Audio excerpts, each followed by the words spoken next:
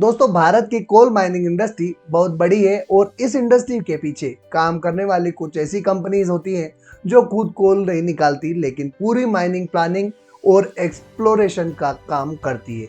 साथ ही इस कंपनी में शेयर होल्डर कोटा भी होने वाला है। तो कौन सी वो कंपनी है जिसका एक शेयर खरीदने के बाद आप शेयर होल्डर कोटा के लिए एलिजिबल हो जाएंगे? आज हम जिस आईपीओ की बात करने वाले हैं वह इसी सेक्टर से जुड़ा है। Central mine planning and design institute limited, जिसे शॉर्ट में CMPDI कहा जाता है। यह कंपनी पिछले 50 साल से कोल और मिनरल एक्सप्लोरेशन में कंसल्टेंसी सर्विसेज प्रोवाइड कर रही है और भारत की सबसे बड़ी माइनिंग कंसल्टेंसी कंपनी में से एक मानी जाती है। तो इस वीडियो में हम समझेंगे कंपनी का बिजनेस मॉडल, रेवेन्यू कैसे आता है, इंडस्ट्री अपॉर्चुनिटी क्या है और आखिर में यह आईपीओ इन्वेस्ट करने लायक है या नहीं। सब कुछ डिटेल में जानेंगे।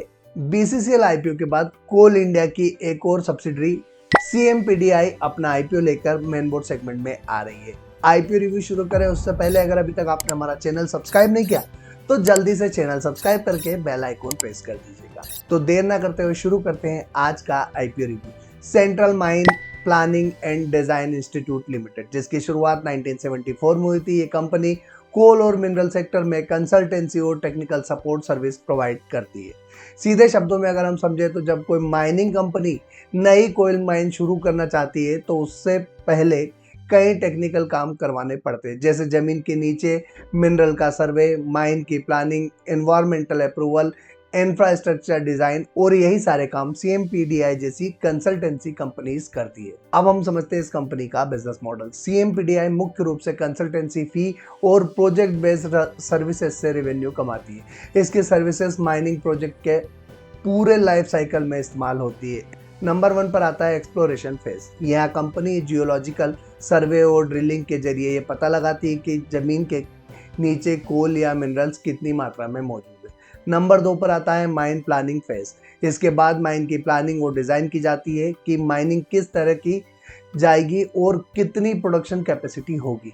और नंबर 3 पर आता है एनवायरमेंटल प्लानिंग। माइनिंग प्रोजेक्ट के लिए एनवायरमेंटल क्लियरेंस बहुत ज़रूरी होते हैं, इसलिए कंपनी एनवायरमेंटल इम्पैक्ट स्टडीज भी करती है।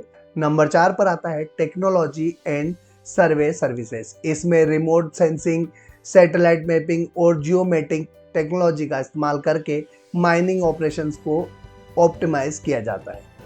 अब अगर हम इस कंपनी के बिजनेस वर्टिकल की बात करें तो CMPDI के बिजनेस को ब्रॉडली 4 वर्टिकल में डिवाइड किया गया है। नंबर 1 पर आता है geological exploration and resources evolution. इस सेगमेंट में कंपनी ड्रिलिंग, सैंपलिंग और जियोलॉजिकल सर्वे करती है ताकि मिनरल रिजर्व्स का सही एस्टीमेट लगाया जा सके। नंबर 2 पर आता है mine planning and design services. यहाँ कंपनी माइनिंग प्रोजेक्ट की प्लानिंग करती है, जैसे माइन का स्ट्रक्चर, प्रोडक्शन कैपेसिटी और सेफ्टी सिस्टम।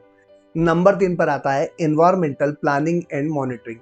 माइनिंग प्रोजेक्ट में एनवायरमेंटल कंप्लायंस बहुत इंपॉर्टेंट होता है, इसलिए कंपनी एनवायरमेंटल इम्पैक्ट असेसमेंट और मॉनिटरिंग सर्विस प्रोवाइड करती है। नंबर 4 पर आता है geomatics, remote sensing and survey services. इस सेगमेंट में एडवांस टेक्नोलॉजी जैसे सैटेलाइट मैपिंग और GIS सिस्टम का उपयोग करके माइनिंग डेटा एनालाइज किया जाता है। अब बात करते हैं इंडस्ट्री पोजीशन की। अगर इंडस्ट्री पोजीशन की हम बात करें तो CMPDI भारत की सबसे बड़ी कोल कंसल्टेंसी कंपनीज में से एक है। फिस्कल ईयर 2025 में कंपनी का लगभग 61% मार्केट शेयर रहा है। इसके अलावा कंपनी कोल इंडिया की प्रिफर्ड कंसल्टेंसी भी है, क्योंकि कोल इंडिया देश की सबसे बड़ी कोल प्रोडक्शन कंपनी है, इसलिए CMPDI को लगातार प्रोजेक्ट मिलने की संभावना बनी रहती है। अब बात करते हैं शेयर होल्डर कोटा। इस कंपनी के आईपीओ में शेयर होल्डर कोटा भी होने वाला है, जहां पर आप कोल इंडिया का सिर्फ एक शेयर परचेज करके शेयर होल्डर कोटा के लिए एलिजिबल हो जाएंगे। RHP फाइल होने से पहले आपको शेयर होल्डर कोटा के लिए एक शेयर परचेज करना होगा कोल इंडिया का, क्योंकि ये कोल इंडिया की सब्सिडरी कंपनी है। जहां पर आपको रिटेल में 2 लाख तक अप्लाई कर सकते हैं, तो शेयर होल्डर कोटा में 2 लाख तक और एम्प्लॉय कोटा में 5 लाख तक, मतलब एक ही पैन कार्ड से आप 3 एप्लीकेशन अप्लाई कर सकते हैं।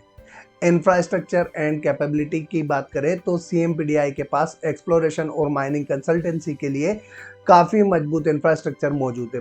भारत में कोल एक्सप्लोरेशन के लिए सबसे बड़ी ड्रिलिंग इक्विपमेंट फ्लीट्स में से एक कंपनी के पास है। कंपनी ने ऐसे ओपन कास्ट माइनिंग डिजाइन किए हैं जिनकी production capacity 85 million turns per year होती है और माइनिंग डेप्थ लगभग 420 मीटर तक प्लान की जा चुकी है। यह दिखाता है कि कंपनी बड़े स्केल के माइनिंग प्रोजेक्ट को हैंडल करने में कैपेबल है।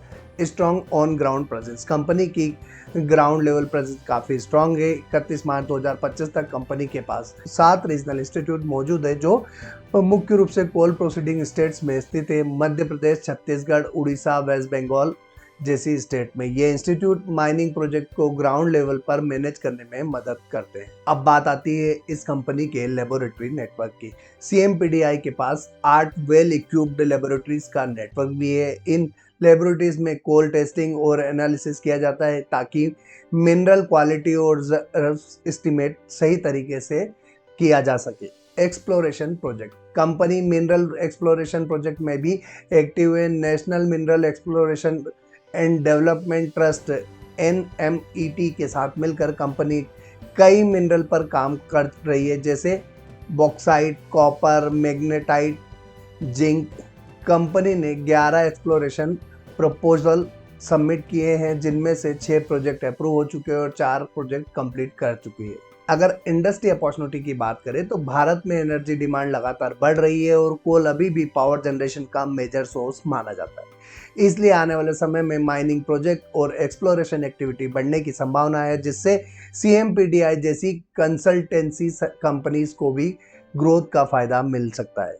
यहाँ हमने समझा कि कंपनी काम क्या करती है, कैसे काम करती है, इसका बिजनेस मॉडल क्या है, किन किन कंपनीज के लिए काम करती है, किसके सब्सिडरी और शेयर होल्डर कोटा का बेनिफिट कैसे मिल सकता है।